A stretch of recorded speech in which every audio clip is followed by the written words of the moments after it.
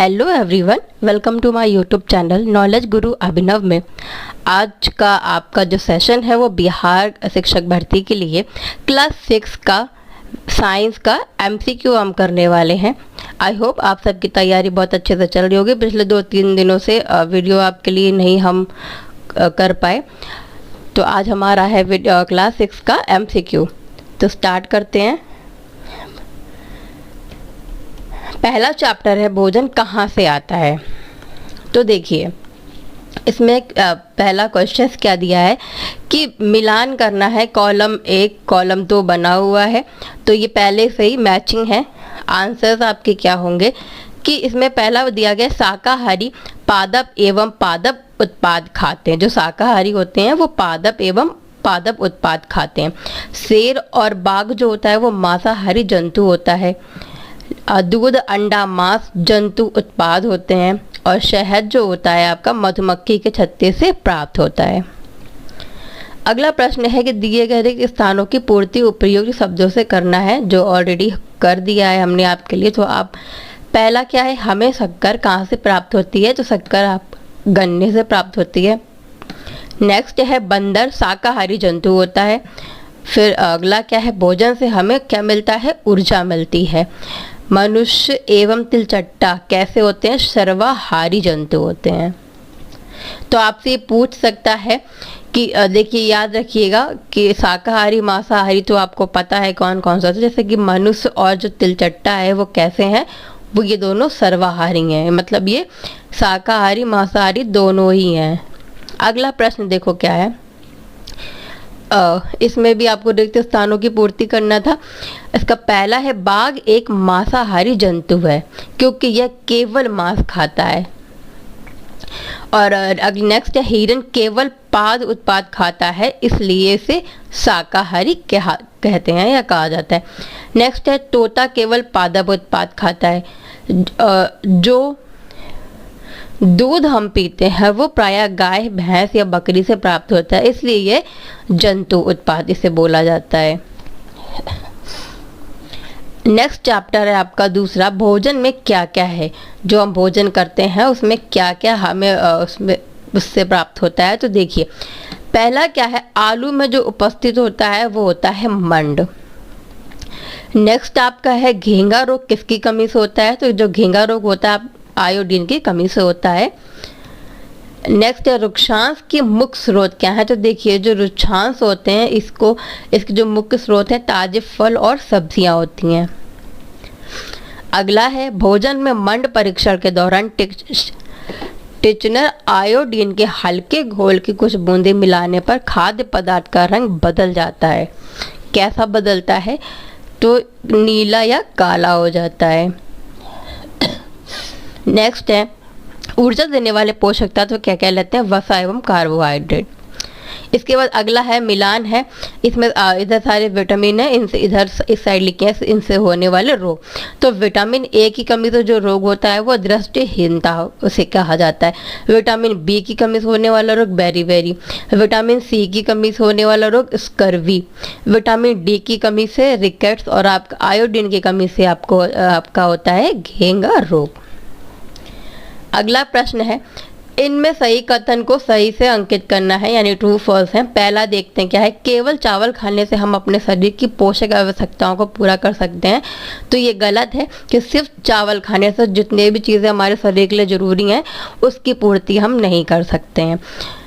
अगला है संतुलित आहार खाकर अभावजन्य रोगों की रोकथाम की जा सकती है। तो हाँ, ये बात बिल्कुल सही है कि एक संतुलित आहार के जरिए हम स्वस्थ रह सकते हैं। अगला है शरीर के लिए संतुलित आहार में नाना प्रकार के खाद्य पदार्थ होने चाहिए। यह भी सही है आपका। नेक्स्ट क्या है, शरीर को सभी पोषक तत्व उपलब्ध कराने के लिए केवल मांस पर्याप्त है। ये गलत है। अगला प्रश्न है, देखिए, 2 ऐसे खाद्य पदार्थों के नाम लिखने जिनसे निम्नलिखित पोषक प्रचुर मात्रा में उपलब्ध होते हैं। वसा देखिए किससे होती है, घी और मूंगफली से वसा प्राप्त होती है। मंड किसमें पाया जाता है, आलू कच्चा चावल में। आहारी रेशे क्या होते हैं, चोकर और रेशेदार सब्जियां। और प्रोटीन किससे मिलते, गेहूं और दालों में होते। अगला है निम्नलिखित के नाम लिखने हैं। देखिए पहला इसमें क्या है, पोषक तत्व जो मुख्य रूप से हमारे शरीर को ऊर्जा देते हैं वो कार्बोहाइड्रेट कहलाते हैं। नेक्स्ट क्या है, देखो पोषक तत्व जो हमारे शरीर की वृद्धि और अनुरक्षण के लिए आवश्यक है उसे प्रोटीन कहा जाता है। नेक्स्ट क्या है, वह विटामिन जो हमारी अच्छी दृष्टि के लिए आवश्यक है, दृष्टि के लिए विटामिन ए। और जो वह खनिज जो अस्थियों के लिए आवश्यक होता है उसको कैल्शियम बोलते हैं। अगला चैप्टर है तीसरा, तंतु से वस्त्र तक। तो इसमें देखो पहला प्रश्न क्या है, तंतुओं से धागा, इसमें आपको ट्रू फॉल्स करने हैं। तंतुओं से धागा बनता है तो ये आपका राइट हो जाएगा। नेक्स्ट है कताई वस्त्र निर्माण की एक प्रक्रिया है, ये भी आपका राइट है। जूट नारियल का बाहरी आवरण होता है, ये आपका रॉन्ग है, असत्य है। नेक्स्ट क्या है, रुई से बिनौले बीज हटाने की प्रक्रिया को ओटना कहते हैं, ये सत्य है आपका। अगला है धागों की बुनाई से वस्त्र का एक टुकड़ा बनता है, ये आपका गलत है। रेशम तंतु किसी पादप के तने से प्राप्त होता है, ये भी आपका फॉल्स है। और नेक्स्ट क्या है, पॉलिस्टर एक प्राकृतिक तंतु है, तो ये भी आपका फॉल्स है, यानी असत्य है। अगला देखो रिक्त स्थानों की पूर्ति। पहला क्या है, सूती तागा और जूट का रेशा से पादप तंतु प्राप्त किए जाते हैं। इसके बाद नेक्स्ट है ऊन और रेशम जंतु से मिलने वाले तंतु हैं। तो जो ऊन होता है और रेशम होता है ये आप सबको पता है कि ये हमें जंतु से मिलता है, आपने देखा होगा। अगला प्रश्न देखो क्या है, सही विकल्पों को चुनना है। इसमें आपका पहला प्रश्न है, वैसे वस्तु के तंतु जो पौधे एवं जंतुओं से प्राप्त होते हैं कहलाते हैं प्राकृतिक तंतु कहलाते हैं। इसके बाद नेक्स्ट है मानव निर्मित तंतु क्या है। देखिए मानव निर्मित क्या है, पॉलिस्टर, नायलॉन और एक्रिलिक, ये सारे मानव निर्मित तंतु हैं। तो आपका फोर्थ राइट हो जाएगा उपर्युक्त सभी। इसके बाद देखो गा है, बिहार के निम्न जिले में जूट अधिक पाया जाता है। तो किस जिले में जूट अधिक पाया जाता है, बिहार के कटिहार में, मधेपुरा और सहरसा, तीनों ही जगह आपको जूट की देखने को मिल जाएगा। आपका इसका फोर्थ राइट हो जाएगा उपर्युक्त सभी, ये तीनों ही। इसके बाद अगला देखो रेशों से धागा बनाने की प्रक्रिया क्या कहलाती है, कताई कहलाती है। अगला है धागे से वस्त्र बनाने की विधि जो कहलाती है वो बुनाई एवं बंधाई। नेक्स्ट चैप्टर आपका 4 है विभिन्न प्रकार के पदार्थ। इसका पहला देखो रिक्त स्थानों की पूर्ति करनी है। जल में चीनी विलेय है, चीनी जल में विलेय है, ये आपकी पूरी तरह से घुल जाती। अगला है पारवासी पदार्थ से होकर प्रकाश अंशतः पार करता है। या अगला देखो कुछ गैसें जल में विलेय हैं, कुछ गैसें भी जल में विलेय हैं। अगला है कुछ पदार्थ ठंडे पानी में कम घुलते हैं और गर्म पानी में ज़्यादा घुलते हैं। इसके बाद अगला है देखिए आपको इसमें मैचिंग दी है, स्तंभ आ और स्तंभ वा। एक साइड आपको देखिए तो पहला क्या है, विलेय नमक चीनी, अविलेय क्या होते हैं, लोहा रेत आदि आदि। इसके बाद घोलक या विलायक जो होते हैं वो जल, चमकने वाले जो पदार्थ होते हैं प्राय धातु होती हैं, और जल में विलीन गैसें जैसे ऑक्सीजन। अगला है निम्न वाक्यों में रिक्त स्थानों की पूर्ति करनी है। तो देखो इसमें अब आपको एक साइड दिए गए हैं। पहला में क्या है, वे पदार्थ जो आसानी से दबा या खराचे जा सकते हैं वो कोमल होते हैं या कठोर, तो वो पदार्थ कोमल होते हैं, इसलिए इसमें आसानी से दबाया या खराचा जा सकता है। इसके बाद आपका अगला है, हमारे हाथ में तैलीय पेंट या अलग तरह लग जाए तो इसे हम जल से या केरोसिन तेल से साफ करेंगे, तो केरोसिन से हम साफ करेंगे। इसके बाद अगला क्या है, वे पदार्थ जिनसे होकर वस्तुओं को देखा जा सकता है वो पारदर्शी कहलाते हैं, तभी उसके आर पार हम देख सकते हैं। अगला फिर देखो क्या है, वे पदार्थ जिनसे होकर वस्तुओं को नहीं देखा जा सकता है वो आपका अपारदर्शी हो जाएगा। इसके बाद लास्ट इसका है, पानी पर तैरने वाली वस्तुएं हल्की तथा पानी में डूब जाने वाली वस्तुएं भारी होती हैं। इसके बाद सही विकल्प चुनना है। पहला में क्या है, निम्न में कोमल पदार्थ है, रबर, साबुन, लकड़ी, लोहा में सब कोमल पदार्थ है साबुन। इसके बाद अगला प्रश्न क्या है, निम्न पदार्थ में चमक नहीं होती। तो देखिए लोहा, तांबा, सोना में थोड़ी होती है, लकड़ी में चमक बिल्कुल नहीं होती है। अगला निम्न में कौन कौन से पदार्थ जल के अलावा भी घोलक हो सकता है, तेल। अगला प्रश्न है आपका, वह घोल जिसमें घोल पदार्थ की और मात्रा घुलने की क्षमता नहीं होती है वह कहलाता है संतृप्त घोल। इसके बाद नेक्स्ट देखो, वैसे पदार्थ जिनसे होकर वस्तुएं या चीजें अस्पष्ट रूप से या धुंधली दिखाई देती हैं वो क्या कहलाती हैं, पारभासी। अगला चैप्टर है पृथक्करण, चैप्टर 5 है आपका पृथक्करण। पहला प्रश्न देखो क्या है, वे पदार्थ जो पानी या अन्य तरल पदार्थों में घुल जाते हैं उन्हें क्या कहा जाता है, घुलनशील। आपका फर्स्ट राइट हो जाएगा इसका। अगला इसके बाद देखो, पदार्थों को अलग अलग करने की जो क्रिया होती है वो क्या कहलाती है, पदार्थों को अलग अलग क्रियाओं द्वारा अलग किया जाता है, जैसे वाष्पीकरण द्वारा, चुनना या छानना। तो आपका फोर्थ राइट हो जाएगा इनमें से सभी। इसके बाद नेक्स्ट है, जल में अघुलनशील एवं जल से भारी कण बर्तन के पेंदे में जम जाने की क्रिया क्या कहलाती है, थिराना कहलाती है। इसके बाद नेक्स्ट क्वेश्चन है, थिराने के बाद जमे हुए पदार्थ से जल या अन्य द्रव को अलग करने की क्रिया क्या कहलाती है, निथारना। आपका फर्स्ट राइट होगा उसमें। नेक्स्ट देखो क्या है, जब मिश्रण बहुत कम मात्रा में हो तो इसे अलग करने की कौन सी विधि बेहतर होगी। तो जब मिश्रण बहुत कम मात्रा में हो तब इसे अलग करने की जो विधि होगी वो कहलाएगी क्रोमैटोग्राफी। आपका फोर्थ राइट हो जाएगा।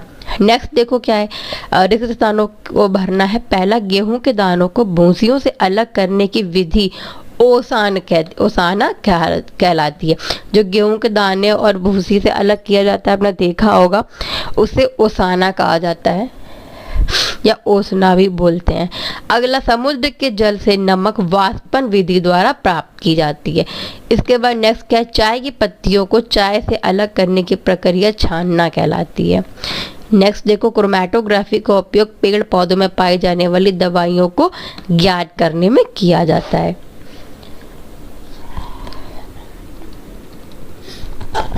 अगला चैप्टर आपका 6 है, पदार्थ में परिवर्तन।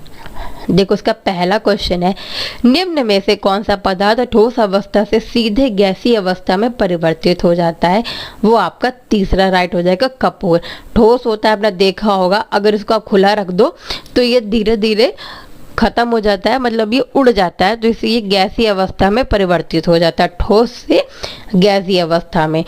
इसके बाद देखो, बिना उबले हुए अंडे को द्रव गर्मी पाकर बदल जाता है ठोस में। निम्न में से कौन सा पदार्थ सामान्य रूप से पदार्थों की तीनों अवस्थाओं में पाया जाता है। तो देखिए जो जल है वो मैंने आपको जब इसका सेशन करवाया था थ्योरी वाइज क्लास 6 की साइंस का, तब मैंने सबसे पहला चैप्टर आई थिंक था इसमें, जो पदार्थ की अवस्थाएं थी तो उसमें जल का बताया था। जो जल होता है वो पदार्थ की तीनों ही अवस्थाओं में पाया जाता है, ठोस, द्रव और गैस में। अगला चैप्टर आपका 7 है, पेड़ पौधों की दुनिया।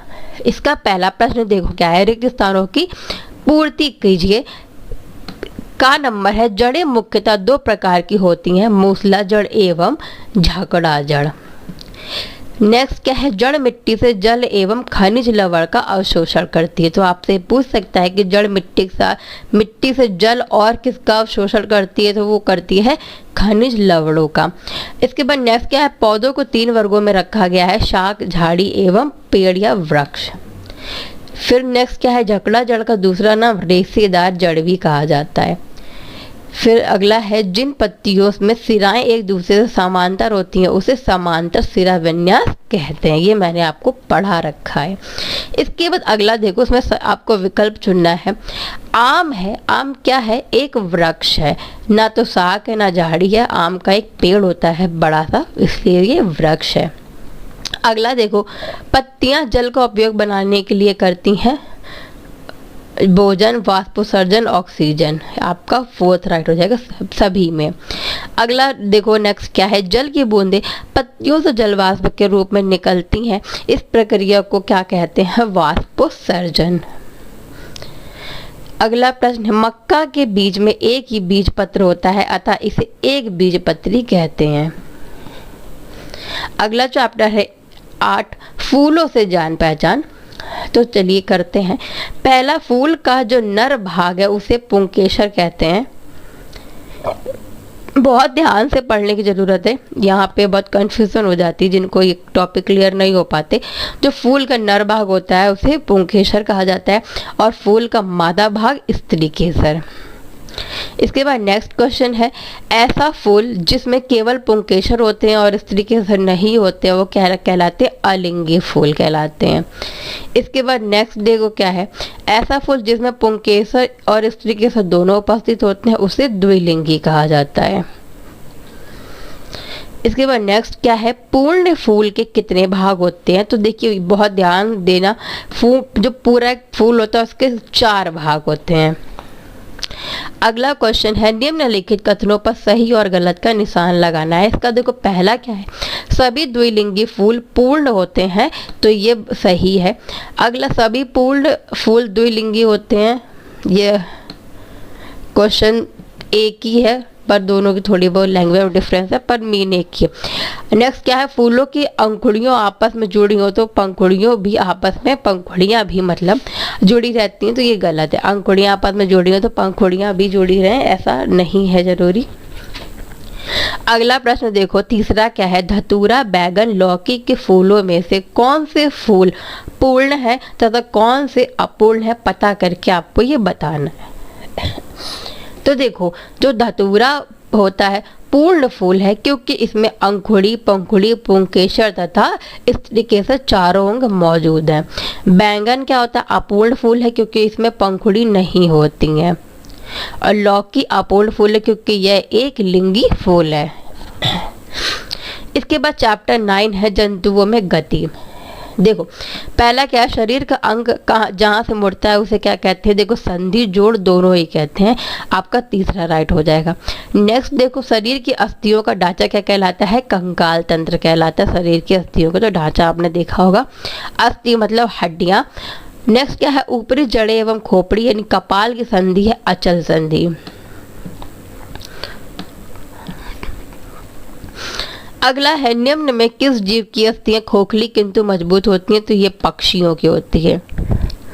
नेक्स्ट क्या है, निम्न में से कौन सा जीव मिट्टी खाता है, जो केचुआ होता है मिट्टी खाता है, आपका तीसरा राइट हो जाएगा।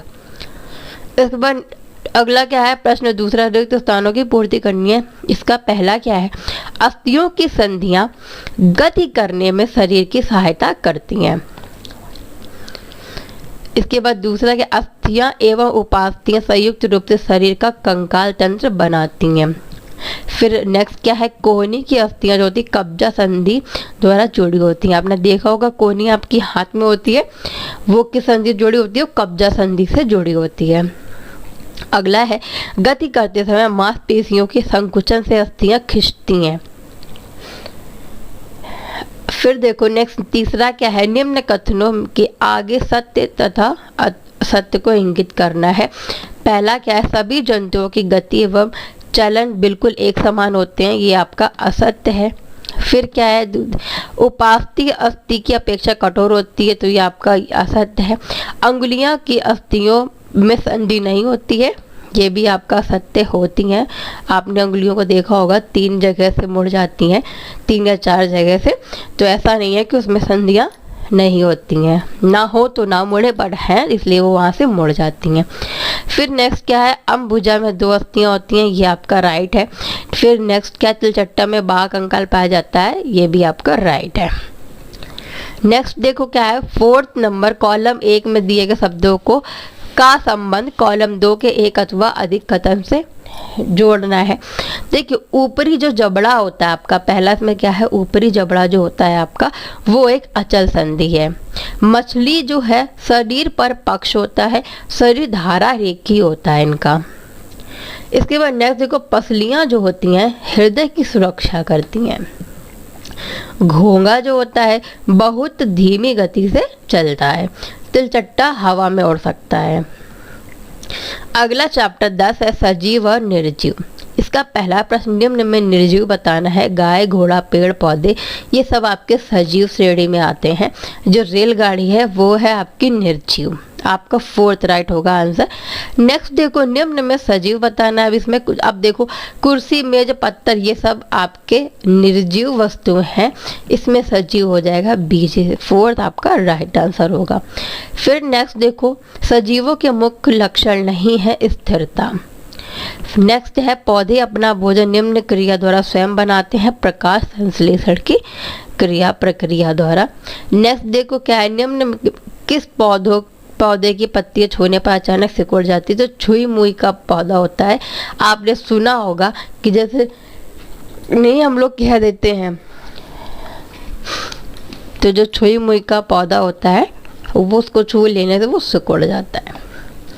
अगला देखो आप, दूसरा है खाली जगहों को दिए गए शब्दों की सहायता से भरना है, जो मैंने इसमें भी भर दिया। सजीव प्रजनन द्वारा अपने समान जीवों की उत्पत्ति करते हैं।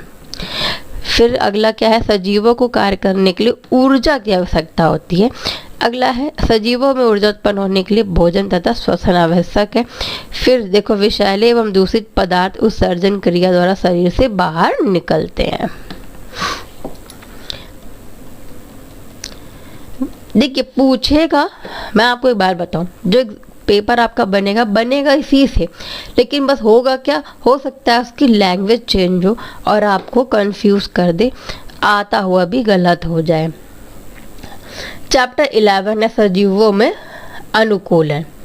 इसका पहला देखो प्रश्न क्या है कि इसमें रिक्त स्थानों की पूर्ति करनी है। पहला प्रश्न, स्थल पर पाए जाने वाले पौधे एवं जंतुओं के वास स्थल को स्थलीय आवास कहा कहते हैं। फिर खा है, वे वास स्थल जिनमें जल में रहने वाले पौधे एवं जंतु रहते हैं उन्हें जलीय आवास कहते हैं। नेक्स्ट देखो, याक का शरीर लंबे बालों से ढका होता है।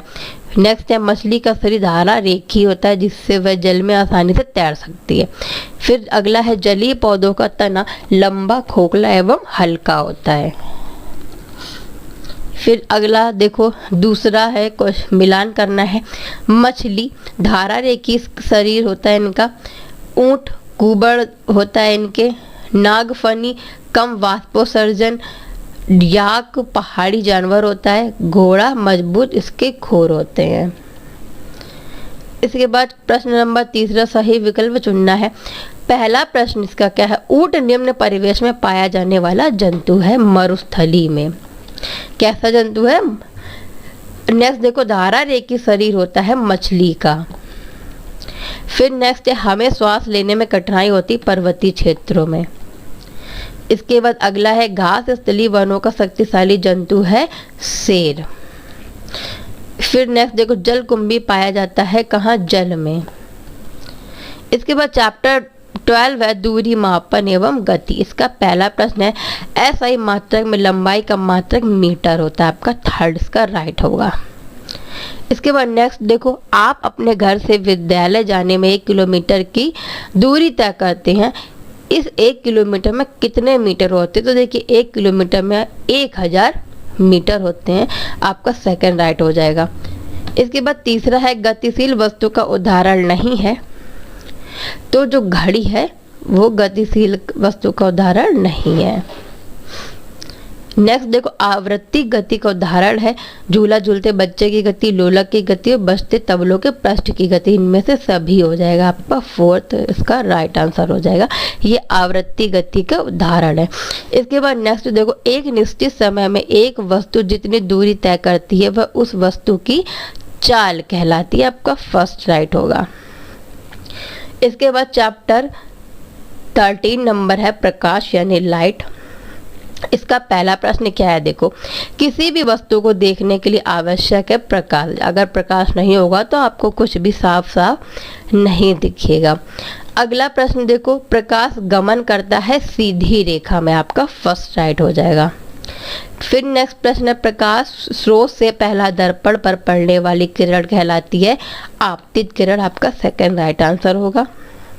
नेक्स्ट क्या है, जब किसी अपारदर्शी वस्तु को प्रकाश में रखते हैं तो वस्तु की दूसरी ओर प्रकाश नहीं जा पाता, फलतः वस्तु अपनी तरह की आकृति बनाती है। इसे क्या कहते हैं, इसे हम छाया कहते हैं। फिर नेक्स्ट देखो, छाया दिखाई दे सकती है पर्दे पर। इसके बाद प्रश्न दूसरा है, कोष्टक में दिए गए शब्दों में से सही शब्द चुनकर खाली स्थान को भरना है। पहला है लकड़ी का टुकड़ा अपारदर्शी होता है। फिर नेक्स्ट क्या है, कांच का टुकड़ा पारदर्शी होता है, इससे हम आर पार देख सकते हैं, और लकड़ी से नहीं, इसलिए वो अपारदर्शी। अब देखो दर्पण जो है, दर्पण में प्रतिबिंब बनता है, याद रखना बिंब नहीं प्रतिबिंब बनता है। फिर नेक्स्ट देखो, प्रकाश सीधी रेखा में गमन करता है, सीधी रेखा में गमन करता है। नेक्स्ट क्या है, किसी वस्तु को देखते हैं तो परावर्तन के कारण। इसके बाद प्रश्न तीसरा है, पारदर्शी अपारदर्शी तथा पारभासी वस्तुओं के तीन तीन उदाहरण हैं, ध्यान से आप इसे पढ़ो। पारदर्शी वस्तुएं जैसे प्लेन, कांच, पॉलीथीन और सेलिफेन, ये आपके पारदर्शी वस्तुएं हो गई। फिर अपारदर्शी वस्तुएं हो गई जैसे लकड़ी का तख्ता या गत्ता, दीवार। पारभासी वस्तु धुआं, तेला, कागज और कोहरा। नेक्स्ट है चैप्टर 14, बल्ब जलाओ जगमग जगमग। इसका पहला प्रश्न क्या है, निम्न वस्तुओं में बिजली का चालक है लोहा, आपका फोर्थ राइट हो जाएगा। इसके बाद नेक्स्ट है, बल्ब के आविष्कारक थे एडिसन। फिर नेक्स्ट देखो, बल्ब की कुंडली किस धातु की बनी होती है, तो टंगस्टन की बनी होती है, ये तो हम बचपन से ही पढ़ते आ रहे हैं। फिर नेक्स्ट क्वेश्चन है, हवा है बिजली का कुचालक, आपका सेकंड राइट हो जाएगा। इसके बाद प्रश्न दूसरा देखो, निम्न स्थानों की पूर्ति इसमें करनी है। पहला क्या है, जब विद्युत धारा सेल के एक सिरे से तार व बल्ब से होते हुए सेल के दूसरे सिरे तक प्रभावित होती है तो इस चक्कर को परिपथ कहते हैं। फिर नेक्स्ट क्या है, किसी वस्तु को विद्युत परिपथ में जोड़ने पर बल्ब जल उठता है तो इस वस्तु को विद्युत का चालक कहते हैं। फिर तीसरा क्या है, ऐसी चीजें जिनको सर्किट में जोड़ने से बल्ब नहीं जलता इन्हें कुचालक कहा जाता है। इसके बाद चैप्टर 15 है आपका चुंबक। इसका पहला क्या है, रिक्त स्थानों की पूर्ति करें। पहला, जो पदार्थ चुंबक की ओर खींचता है वो चुंबकीय पदार्थ कहलाता है। नेक्स्ट है, चुंबक के जिन स्थानों पर लोहे का बुरादा अधिक चिपकता है चुंबक के ध्रुव कहलाते हैं। इसके बाद अगला है कि स्वतंत्र रूप से लटकता हुआ चुंबक सदा उत्तर दक्षिण की दिशा में ही रुकता है। फिर अगला है, जब दो समान ध्रुव आमने सामने रहते हैं तब विकर्षण होता है।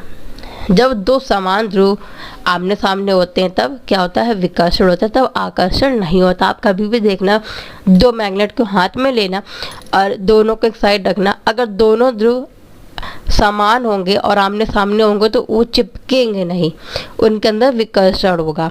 और जब दो असमान ध्रुव आमने सामने होंगे, ये दो चुंबक आप लेंगे, जब एक का नॉर्थ साउथ एरिया लेंगे, एक का साउथ, फिर आप चिपकाएंगे तो दोनों आपस में चिपक जाएंगे, तो वहाँ पे आकर्षण उत्पन्न होगा।